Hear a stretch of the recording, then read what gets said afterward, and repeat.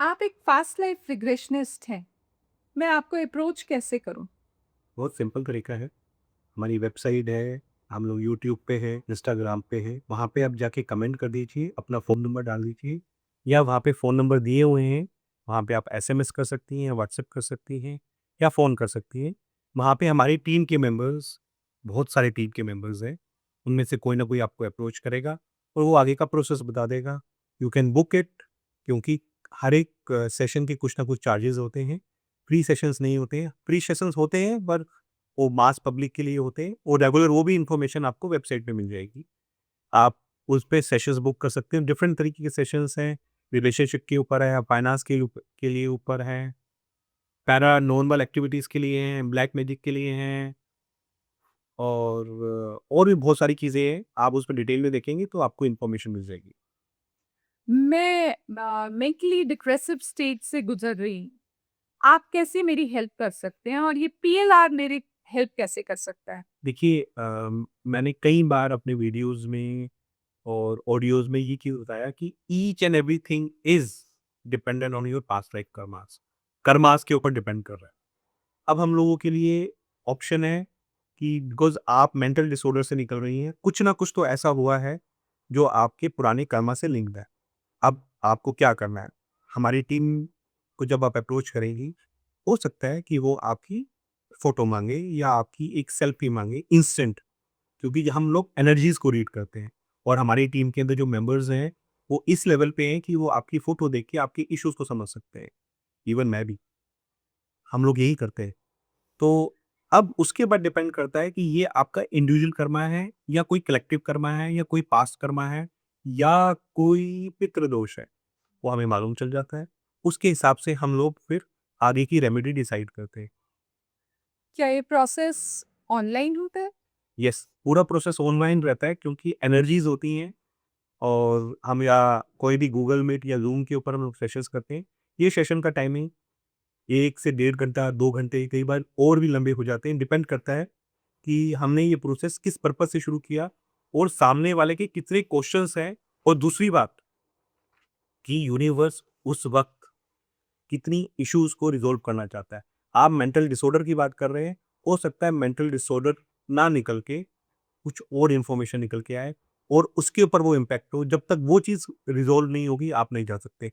हो सकता है कि आपके ऊपर आपकी फैमिली के कर्सेस लगे हों, आपके फादर के, मदर के, हो सकता है हस्बैंड की साइड के कर्सेस लगे हों। तो मैं आपका क्या आपका आपका मेंटल डिसऑर्डर नहीं रिलीज़ करूँगा, मैं उन कर्सेस को रिलीज़ करूँगा। वो कर्सेस जब रिलीज़ होंगे ना, तो इम्पैक्ट देखना, एक के ऊपर नहीं आता, पूरी फैमिली के ऊपर इम्पैक्ट आता है। भई किसी ने अगर कर्स दिया है, या तो उसने आपको इंडिविजुअल दिया है या उसने उस फैमिली को दिया है। जी, दैट्स वेरी इंटरेस्टिंग। तो क्या मैं खुद भी अपने कर्म को देख पाऊँगी? यस, अपनी पास्ट लाइफ को? यस, 2 प्रोसीजर होते हैं यूजुअली।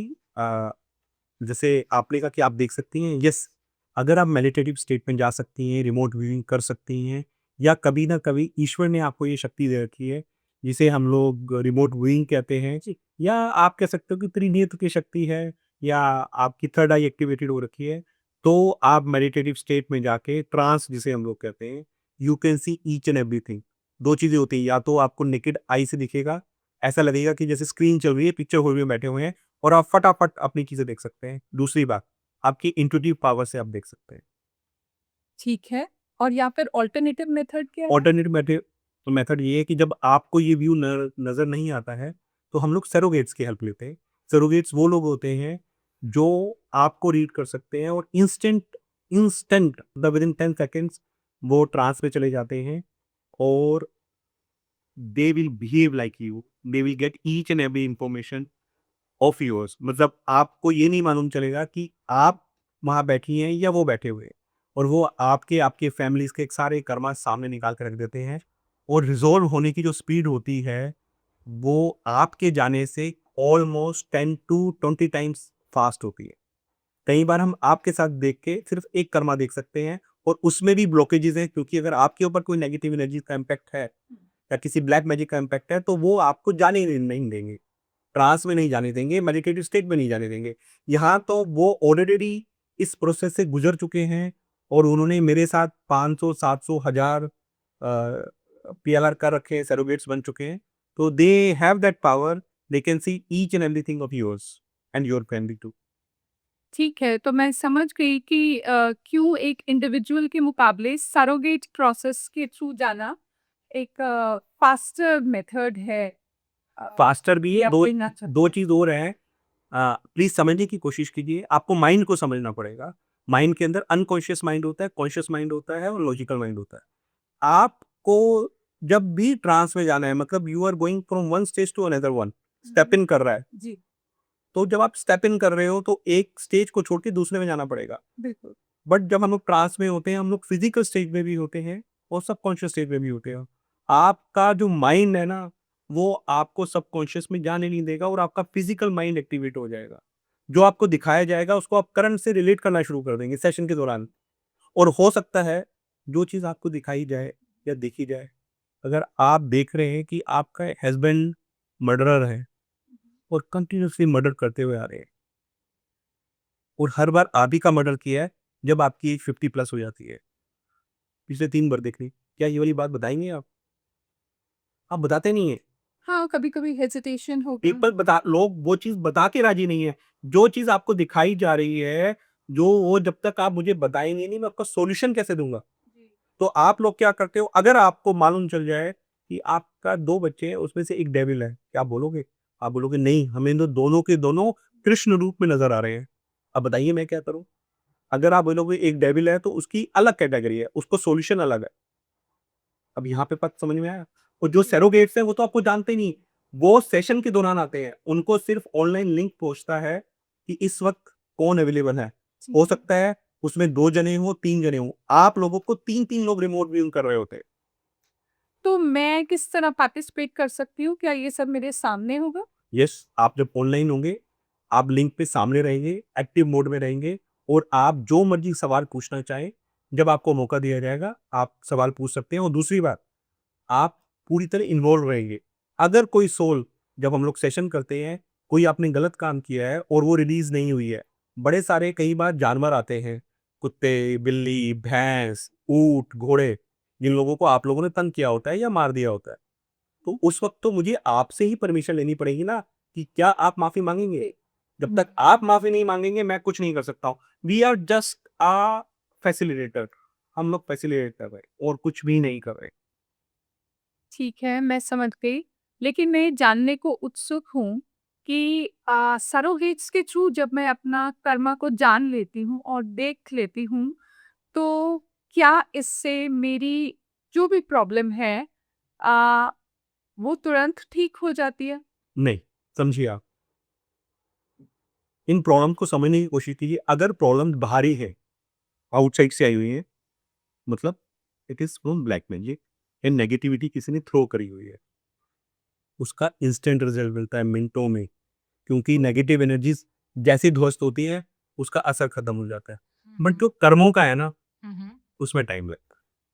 तो फिर उसका क्या प्रोसेस है? मुझे क्या करना होगा? देखिए, ये डिपेंड करता है कि उस वक़्त आपके पास क्या इंस्ट्रक्शंस आ रही है। क्योंकि जब हम लोग सेशंस करते हैं, तो यूनिवर्स सॉल्यूशन देता है।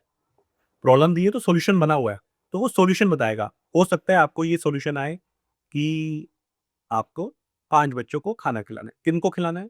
गरीब बच्चों को। 5 लड़कियों को आपने कपड़े देने हैं। कई बार ऐसा है, कईयों की शादियाँ नहीं हो रही होती हैं। अब मालूम चलता है कि शादियाँ नहीं हुई हैं क्योंकि उन्होंने कुछ गलत काम किए होते हैं। तो उनके लिए पता है क्या रेमेडी आती है? कि उनको किसी गरीब घर की बच्ची को शादी के कपड़े दान करने हैं और उन्हें मालूम नहीं होना चाहिए कि आपने किए।